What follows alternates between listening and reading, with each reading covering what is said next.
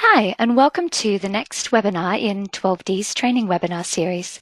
My name is Lisa Stewart, and I'm the Marketing and Communications Coordinator at 12D Solutions.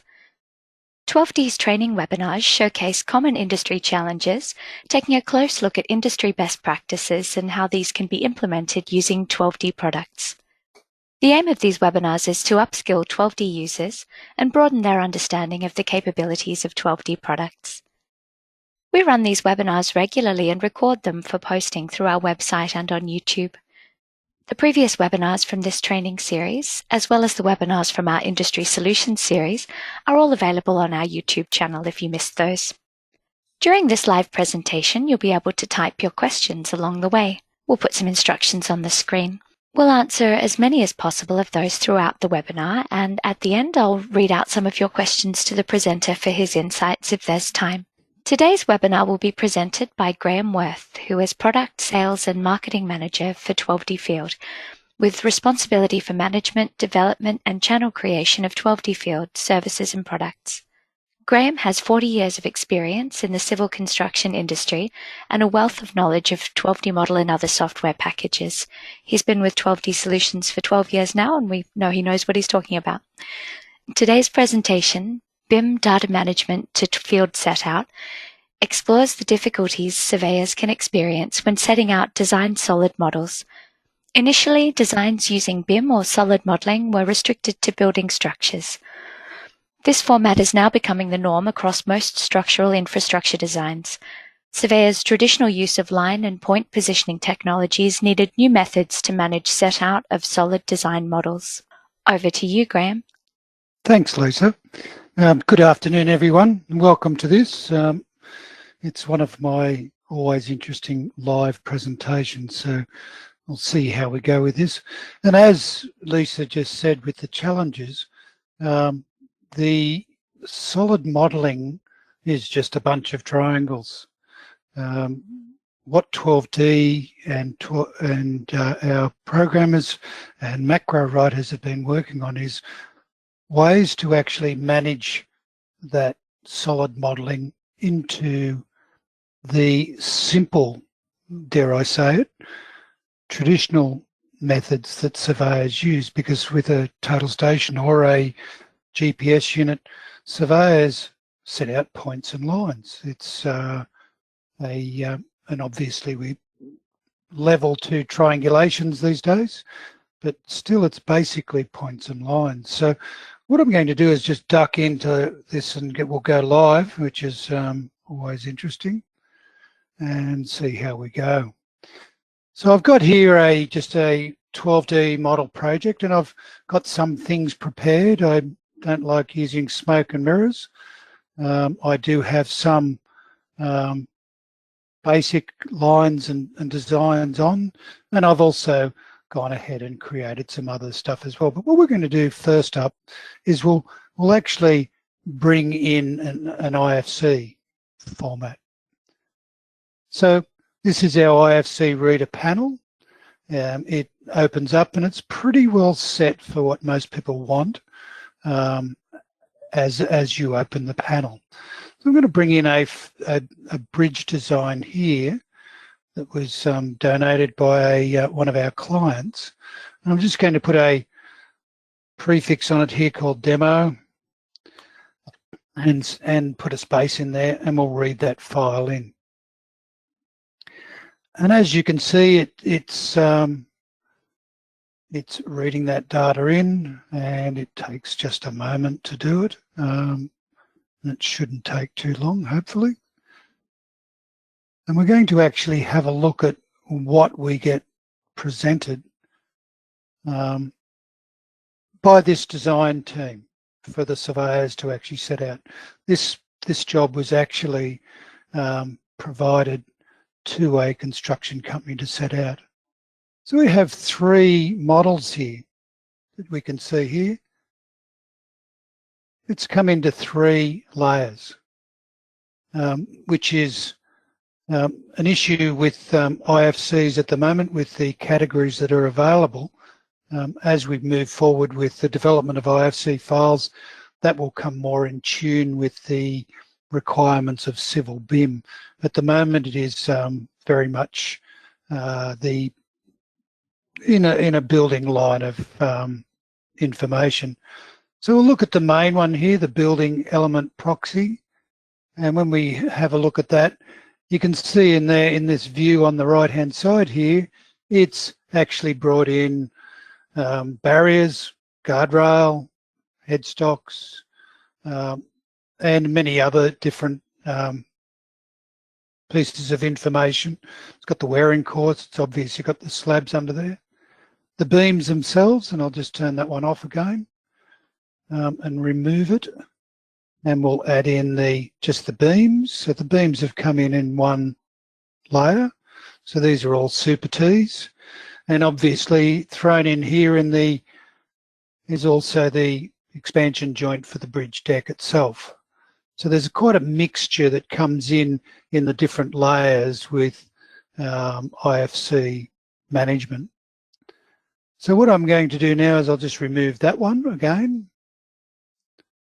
And we'll see what the last one layer comes in like, and it is the IFC slab. Now in the IFC slab, we've got obviously the approach slabs to the bridge and the piles. So the challenge for surveyors in the first instance is we need to actually pull this apart and have a look at it. One of the nicest features within 12D is the ability to look at different items. And when I do an F2 in this area here, and we pick that point there, I've got the M-snap on that gives me a look at all the different layers. And we've got pile, vertical, RC, circular, PLV 900 is the first item that I've picked on there. And that is a pile. So we can use that element name to actually start separating items. And I'll just finish that in there now. And one way of doing that is, rather than typing in the name of each element to pull it apart, which we will do using utilities A to G and change. Here, this is a very, very powerful tool, as are all the global utility options in there. But if we go to models, model info table, it gives us the ability to actually drill down. And if I go down here to the slab here, you'll see there that there's all the different element names in there. And we've also got the S-pile found in here. And what I can do is I can actually print that out. So if I go to the first pile here and write to a file, we'll call this in here pile, and we'll just use a tab and write that out. Then I can actually open that file in a viewer, and we can see in here that it's actually created that pile, and I'll just reduce this down a little bit so that we can actually see that a little bit better and throw it over here. The nice thing about it, it actually points at the pile that I picked within 12D, and I'll just finish this here, and I'll finish this panel here. So you can see that the model info table is very, very powerful for actually pulling elements apart. So now that we've got that item in there, if I go to the model that we've got turned on here, info demo slab, and I bring up this pile in here, and I want to actually, I can see that all the piles are uniquely numbered. This is a very good feature by this designer. And if there are any designers in the room at the moment, and hopefully there are, this is a critical factor for surveyors going forward with IFCs. Naming your elements and using unique colours for your elements would even make it easier, because we can actually pull items apart as they stand at the moment by name or color.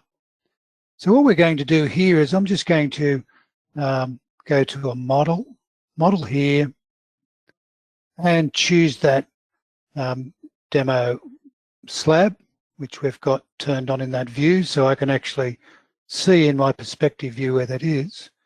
And then I'm going to filter down in that to the string info, and I'm going to choose here the type as any element.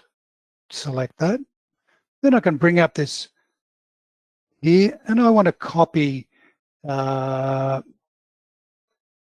PVS, copy that part out of this text file, place it into the name, paste it in there, and obviously place a wildcard star after it. And then when I filter select that, you can see here that the actually in the models, helps if I have a model going, sorry,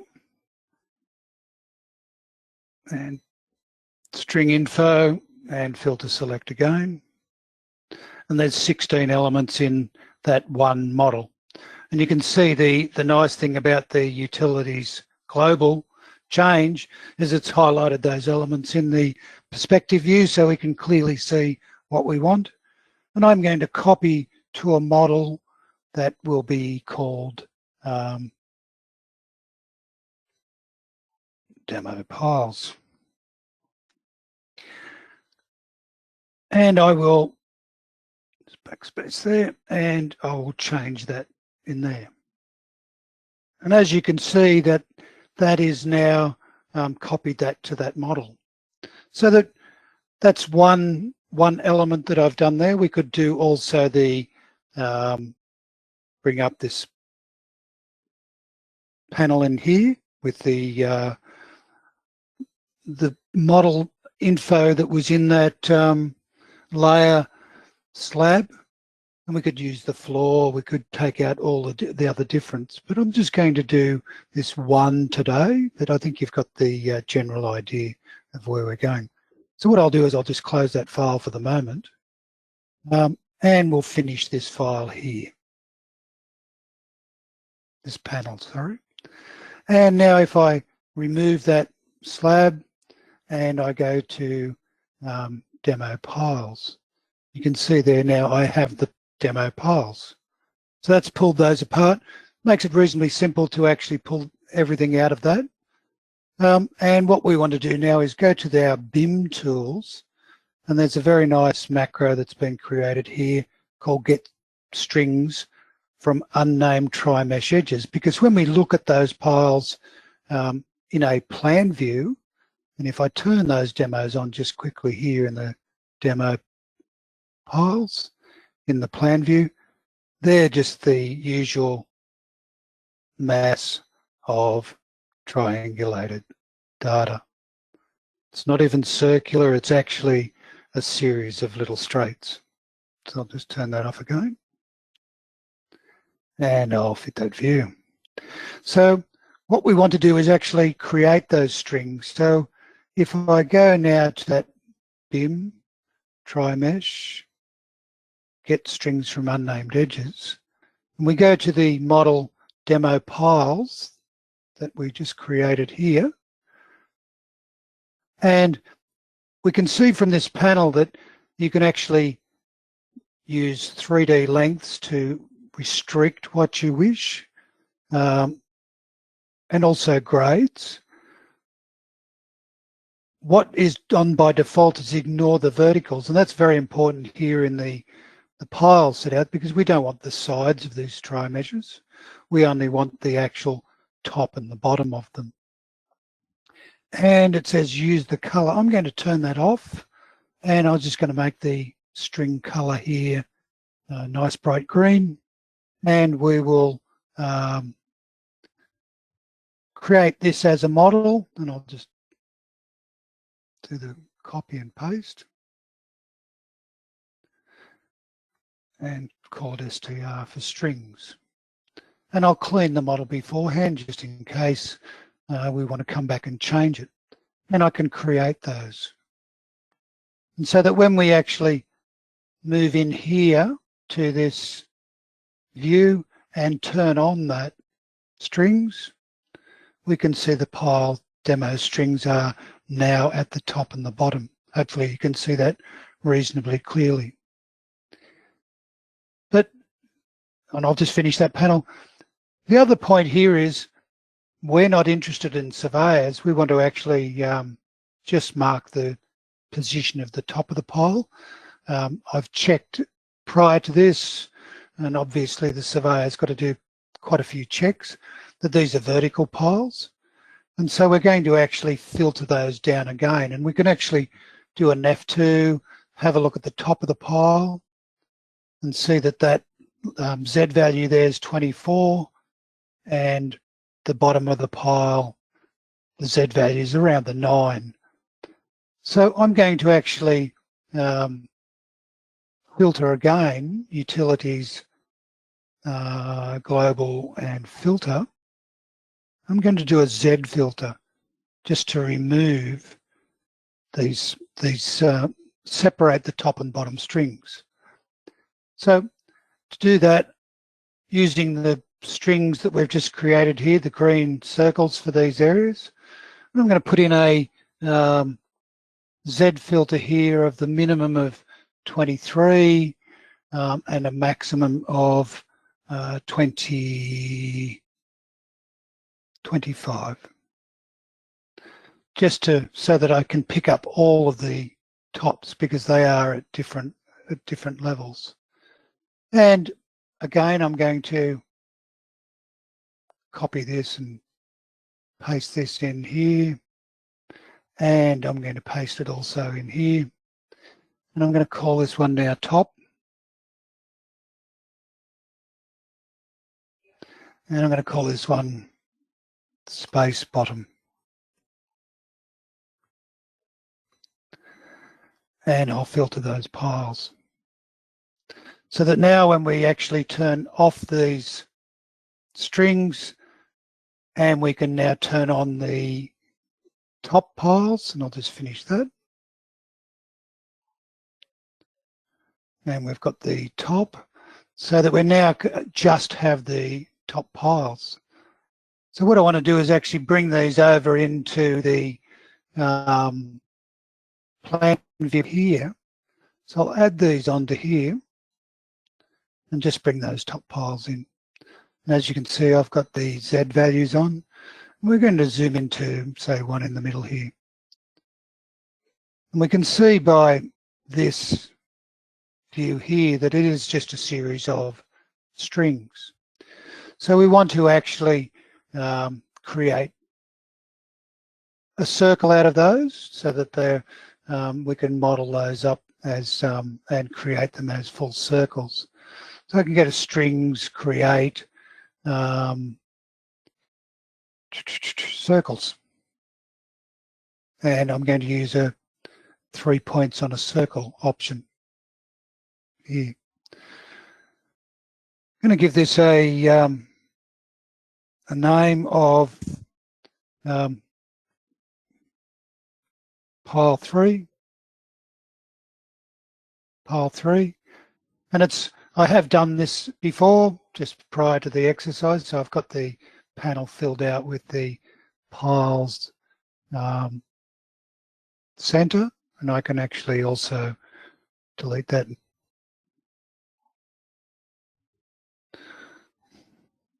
Pile circle.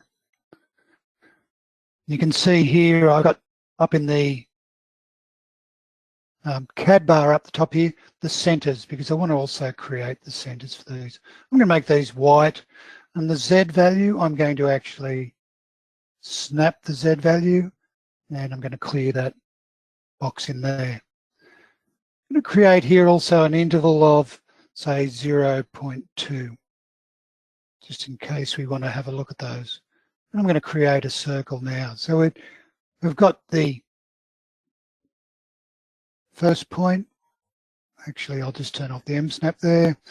and turn off the line snap so that we ensure that we get the point. Select that point and select another point and select another point. Actually, I'm just going to escape and start that again because I got out of sequence with that point snap. So I'll pick the first point, pick the second point, and pick the third point. And that's created that circle. So if I now go to the plus and I turn on the pile circle down here, we can see that one up there, which I'll just delete. Strings, edit, which was the one from previous. Delete, turn on the line snap, and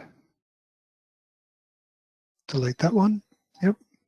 And we've got our pile circle drawn in there, which I can just get rid of that pile's top just for a moment and see that there's our circle, and it's picked using the snaps the area for that.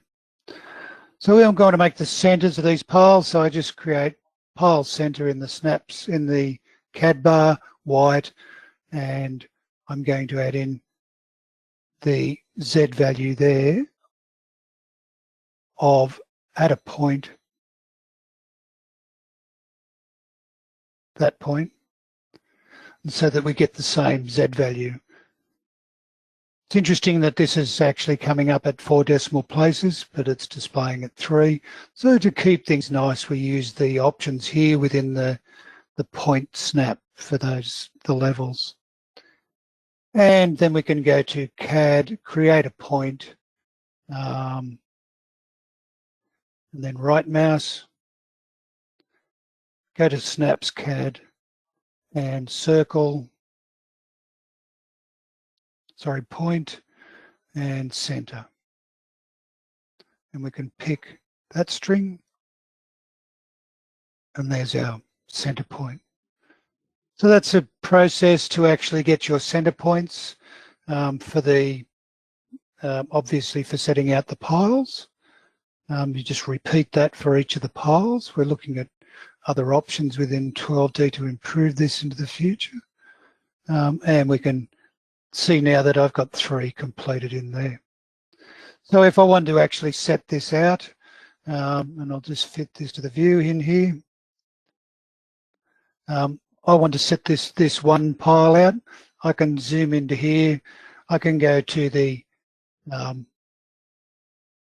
point set out and pick that point.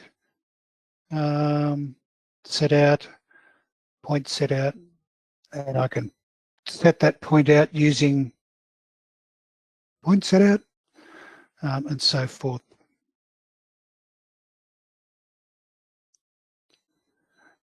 And take a measurement to there. And I'll just get rid of the strings. Okay. And I'll position that down in here. Take a measurement. And we've got that pile position. In the navigation page, you've also got the delta height, and we can have the delta offset and so forth as well. When we're coming to actually check these piles, we can use the within 12D field, the pile set out.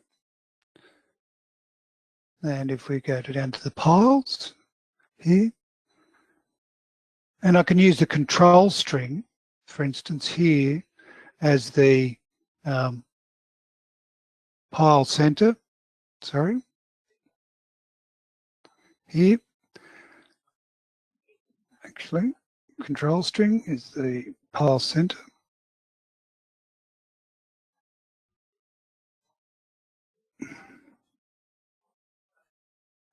It's interesting. Let's just give it a go. Let's set out this pile center. Yes. Control thing, pick that.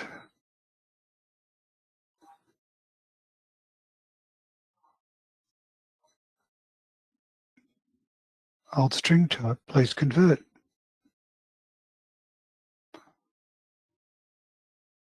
Well, let's go back to one that I've previously done if this doesn't work one more time. I obviously have missed a step there. So we'll pan over and we will pick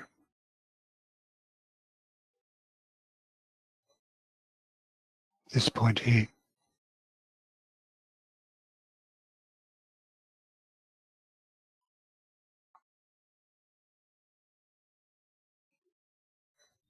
Interesting. Let me just do that one more time. Set out.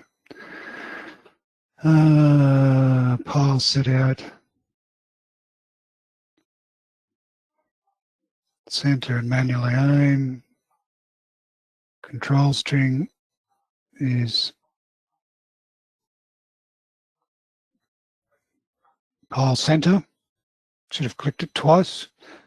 And you can see here that it's actually chosen the center point of that pile, and the level I can do at point and pick that point again for the 1 point, a depth of 8 meters, and I'll just position the instrument over here and we can actually take a shot on the outer edge of that and it'll take a measurement and it'll show us the position of that pile relative to where we're going to set that pile out. It's using the pile radius here, and as you can see, we take a shot on the edge of the pile. This is mainly for conforming. So if I move that over and we just imagine we're in the field and picking that point, getting the position right, taking the measurement again, and you can see that we're getting much closer to that pile center there. Okay, so that's allowing the doing the piles. The other areas that we can actually create strings is also with all different types of areas. We can actually pull apart the, I'll just fit this back again here and see that we've got the 3 piles in there. We can also have a look at the deck, for instance. Here I'm using just a straight plan view, and when you see the straight plan view, you can see all the triangulations in the tri-mesh. If I brought up the review plan that I've got here, which is an open GL, and I turned on that deck slabs in that area, we can actually also see that that is the full solid modeling is shown in that area as well. So you've got the 2 different options in there. So I've just got this slab in here, and what we're going to do actually in here is I can now go to the set out. Once we've got all that separated and the deck slabs pulled out, and they would be using that models.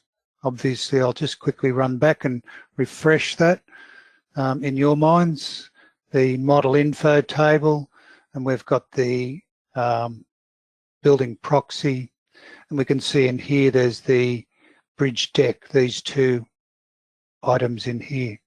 Highlights the bridge deck, and you can actually see the wearing course and the slab as well down further. So that's how you actually get the names, write it out to the file again, and then we bring that in here and we can set this out.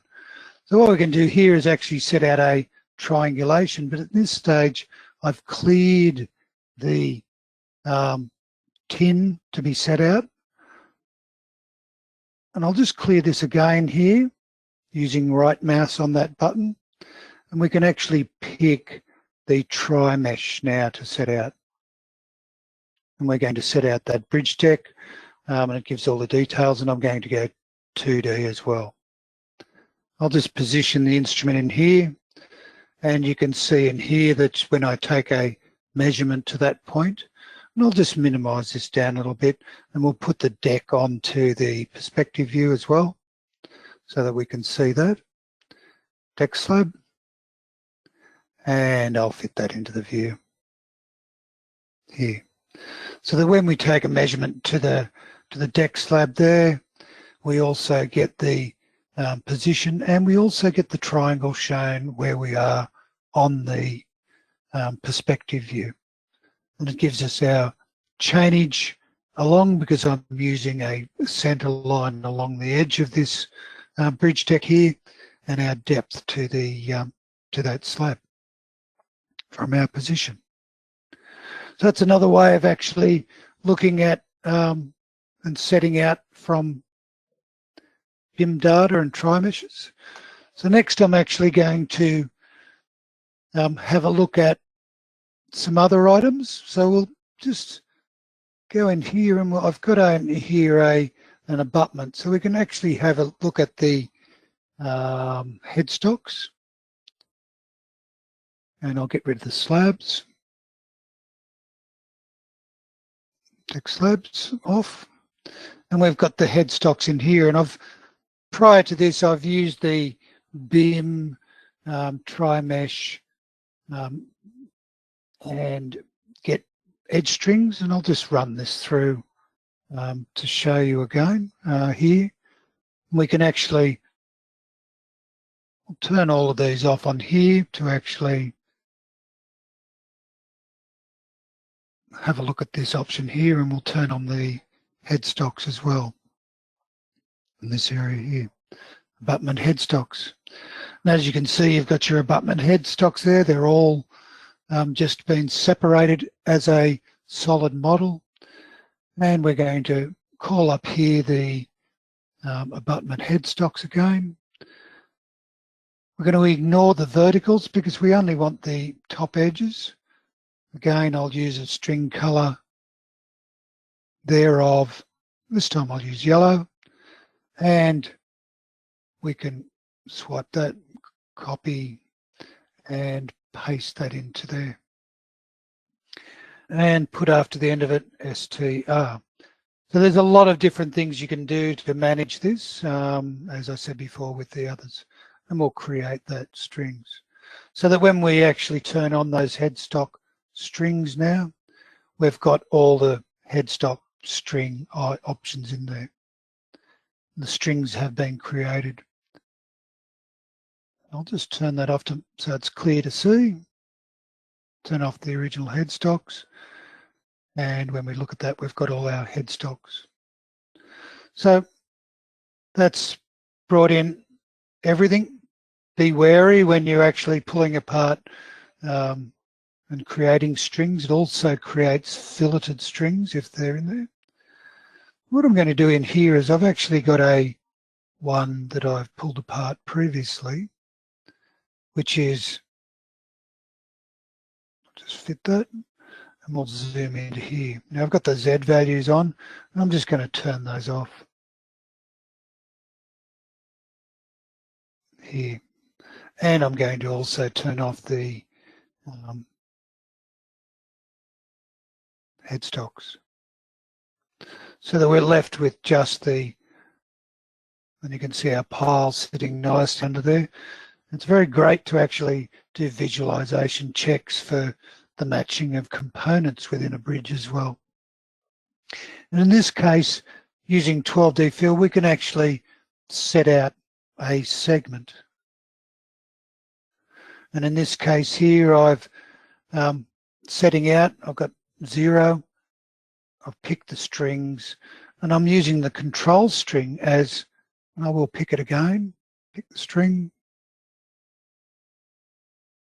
We're using this edge, and I want to set out this edge of that string, that headstock. So let's place that in there. The set out segment, I'm going to use the same segment to set out.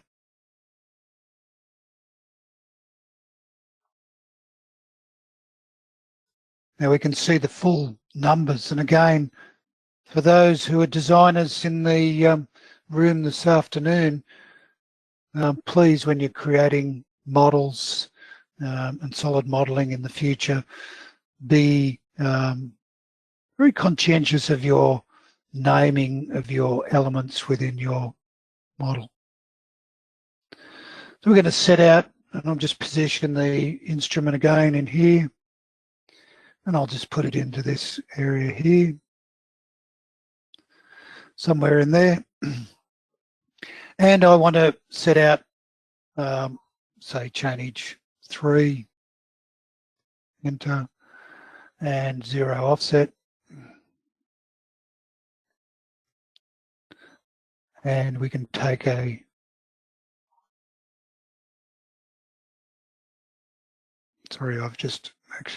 I'll quickly do that. Set out chainage is 3. And offset is 0. Just a line. So you can see we're looking to set out this point. I can also utilize this and say, look, I want to see where I am. We can utilize this option on the right-hand side here. And we can pick that string there and set that point out as well. That chainage out. Take a measurement, and you can see it's telling us what chainage we're at, the delta chainage to that chainage 3 down here, and the offset that we're running to that point. So I'll just pick that. There we go. My mouse is playing up. So I want to see where I am in this point in here, and we can pick that spot in there and choose that chainage of where we are within this point. You can also change it back to, say, I want to set out point number 12 to chainage 12, and I'll just delete that, backspace, and you can also set offsets, obviously, to your formwork or to your details that the carpenters and bridge superintendents require. 0.1 offset, for instance, there, and press enter, and you can see it's actually showing you that point in there. So there's many different ways of actually utilizing the data that you get from BIM models and setting those out. We could also, with this segment set out, if we had to choose a point off the end of that, we could actually click on this point here. We can see that that's 18.882. Just change that to 0 again, and I can change that to backspace 19, enter. And we can set out 1 metre off the end of the formwork for a guide for the formwork guys to actually do that. And alternatively, we can do down the other end of this slab here and put in a chainage of -1 and press enter, and you can see down in the bottom area here, we're actually setting 1 metre off the end of it. The segment set out is quite a powerful tool within that area. So that's just a few of the options within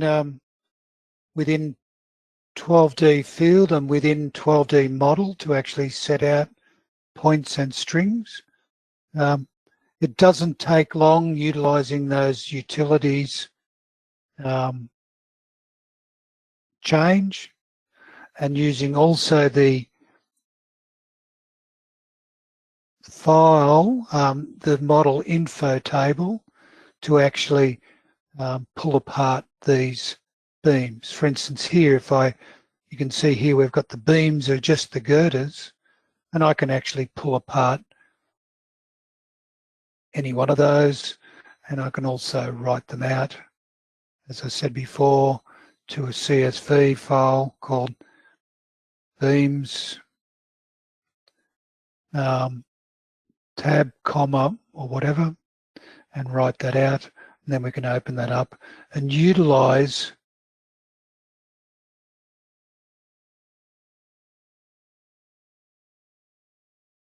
that file. Open. Utilize that file to grab our beam names and copy them into the filter side of the utilities global change. Well, that's about it for me today. That's just a few things within the 12D tools for actually managing data. And I'd like to thank everybody for attending. And if you've got any questions, please don't hesitate to send us some details or post them in the text column. Thanks, Graham. We've had a few questions through during, but some might be a little bit complicated to read out. I think there's a couple of very sort of, complex thinkers. So I might just email those through to you. I'll email them straight through afterwards. So, but yeah, so we'll also, we've taken a recording of today's webinar, and that'll be available in coming days through the webinars page on our website and through our 12D Model YouTube channel. I'm also going to email the link to everyone who registered, and so that should be a nice, easy way of everyone catching up and also revisiting this. So keep an eye on our emails and social media for details of future webinars. We've got one on using FME with 12D Model next week that Lee, our Managing Director, is presenting. And if you need to contact us in the meantime, our details are on the screen now. That concludes our presentation for today. Thank you all for attending, and we hope to see you at future webinars.